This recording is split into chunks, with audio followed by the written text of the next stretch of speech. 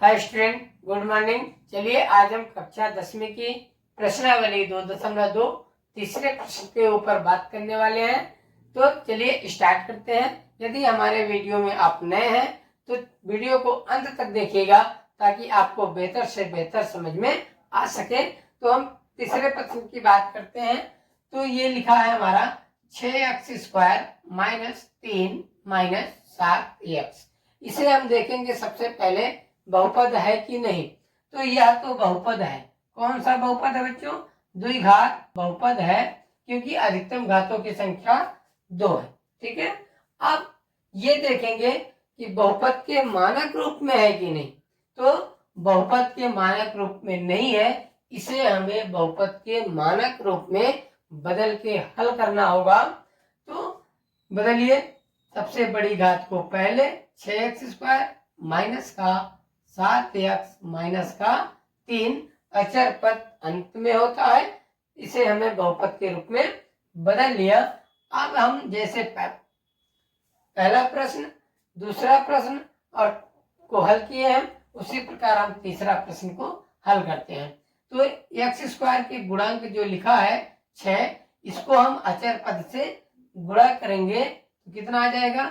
6 त्रिक 18, है ना। तो 18 प्राप्त हुआ।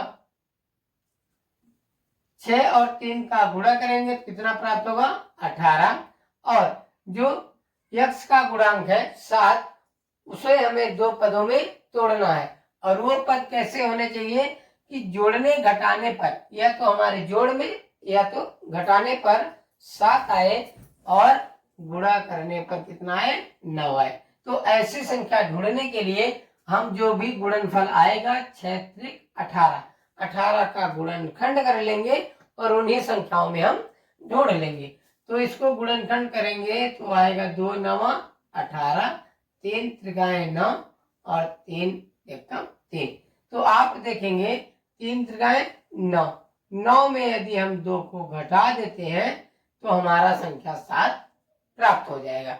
और 9 में यदि हम 2 का गुणा कर देंगे तो हमारा जो गुणा आया था 18, ये भी प्राप्त हो जाएगा। तो हमें संख्या मिल चुकी है 9 और -2। तो हम इसको तोड़ के लिख देते हैं। 6x² माइनस 7 को क्या लिख सकते हैं? 9 - 2 x माइनस का 3। इतना हम करने के बाद ये जो ब्रैकेट है इसको तोड़ेंगे और सभी को x के रूप में बदल देंगे। तो 6x² माइनस 9x हो जाएगा और माइनस माइनस प्लस 2x और माइनस का 3। ये हमारा 4 पदों में हल हो चुका है। अब हम इसकी 4 पदों में 2 की जोड़ी बना लेंगे और जोड़ी बनाने के बाद हम कॉमन निकालते हैं। तो कॉमन कैसे निकालते हैं? अभाज्य के रूप में इनको लिखिए।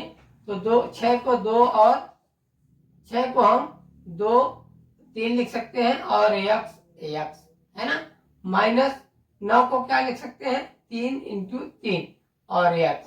तो आपके जो भी कॉमन निकलेगा तो निकाल लीजिए। 3 और x कॉमन निकल गया हमारा। बचा क्या? 2x इसमें बचा और माइनस का 3 दूसरे पद में बचा। अब प्लस और 2x और -3 में कॉमन निकालेंगे तो आपको कुछ भी कॉमन देखने को नहीं मिलेगा। 2x और 3 कोई भी कॉमन नहीं मिला, मतलब हमें 1 प्राप्त है। इंटू 1 तो 1 हमारा कॉमन निकल जाएगा।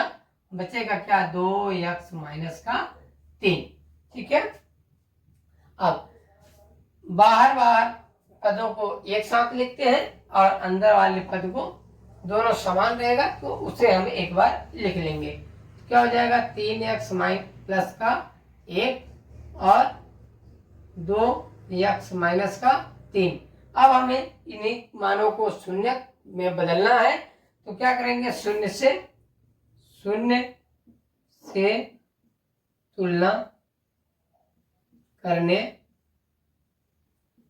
पर, तो करिए शून्य से तुलना। तो 3x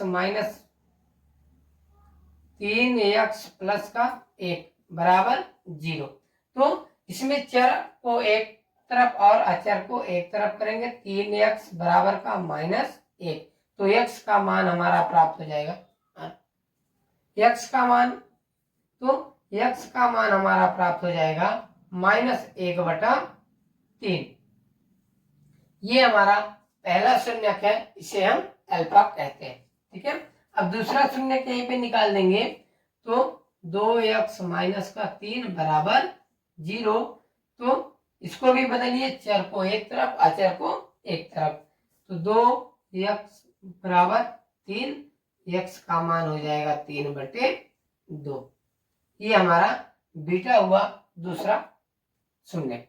अब हम इसकी सत्यता की जांच करेंगे, तो सत्यता की जांच में यह हो जाएगा शून्यकों का